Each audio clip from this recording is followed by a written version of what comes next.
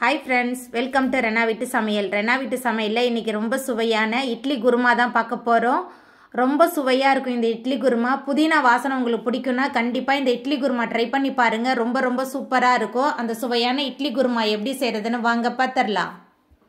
இட்லி குருமா பண்றதுக்கு ஒரு மிக்ஸி ஜார்ல முதல்ல 2 பெரிய வெங்காயம் சேர்த்துக்கலாம்.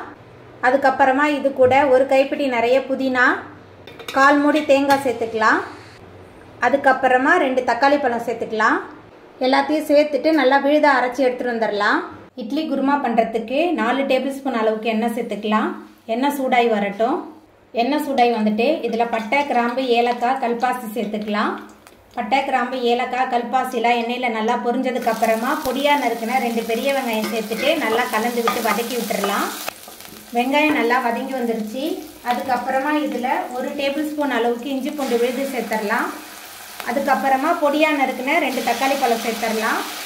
சேர்த்துட்டு நல்லா கலந்து விட்டு வதக்கிடலாம். தக்காளி நல்லா பழுத்த தக்காளியாக இருந்தால் குருமா ரொம்ப சூப்பராக இருக்கும். வெங்காயம் தக்காளி நல்லா வதங்கி வந்துருச்சு. அதுக்கப்புறமா இதில் மசாலா தூள்லாம் சேர்த்துக்கலாம். குழம்பு மிளகாய் தூள் 3 டேபிள் ஸ்பூன் எடுத்திருக்கேன். Garam masala 2 table spoon. மசாலா, வெங்காயம், தக்காளி எல்லாத்தையும் சேர்த்துட்டு நல்லா கலந்து விட்டு வதக்கிடலாம். மசாலா, வெங்காயம், தக்காளி எல்லாத்தையும் சேர்த்துட்டு நல்லா கலந்து விட்டாச்சு. அதுக்கப்புறமா மிக்சியில் சேர்த்து அரைச்ச வெங்காயம், தக்காளி, தேங்காய், புதினா விழுது சேர்த்துடலாம். மசாலாலாம் சேர்த்துட்டு நல்லா கலந்து விட்டுறலாம். மசாலாலாம் சேர்த்துட்டு நல்லா கலந்து விட்டு வதக்கியாச்சு. அதுக்கப்புறமா இதில் ஒரு கைப்பிடி நிறைய புதினா சேர்த்துக்கலாம்.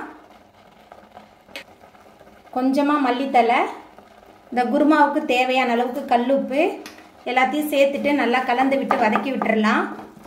ரொம்ப சிம்பிளான இட்லி குருமா தான், ஆனால் ரொம்ப சுவையாக இருக்கும்.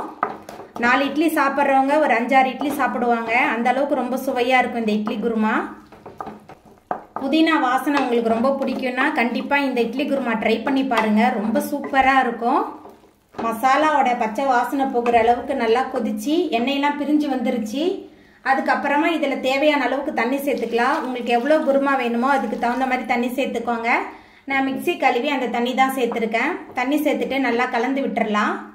தண்ணி சேர்த்துட்டு நல்லா கலந்தாச்சு. ஒரு மூடி போட்டு வச்சிடலாம். எல்லாமே சேர்ந்து நல்லா கொதிச்சு வரட்டும். குருமா நல்லா கொதிச்சு சுற்றிலும் எண்ணெய் பிரிஞ்சு வந்துருச்சு. ரொம்ப சுவையான இட்லி குருமா அருமையாக ரெடியாகி வந்துருச்சு. இப்போ நம்ம அடுப்பு ஆஃப் பண்ணிடலாம். அவ்வளோதாங்க, ரொம்ப சுவையான இட்லி குருமா சூப்பராக ரெடி ஆகிட்டு. இந்த சுவையான இட்லி குருமாவை நீங்களும் உங்கள் வீட்டில் செஞ்சு பாருங்கள். இந்த வீடியோ உங்களுக்கு பிடிச்சிருந்தா லைக் பண்ணுங்கள், ஷேர் பண்ணுங்கள், கமெண்ட் பண்ணுங்கள், சப்ஸ்கிரைப் பண்ணுங்கள். அப்படியே பக்கத்தில் உள்ள பெல் பட்டனையும் கிளிக் பண்ணிடுங்க. நன்றி.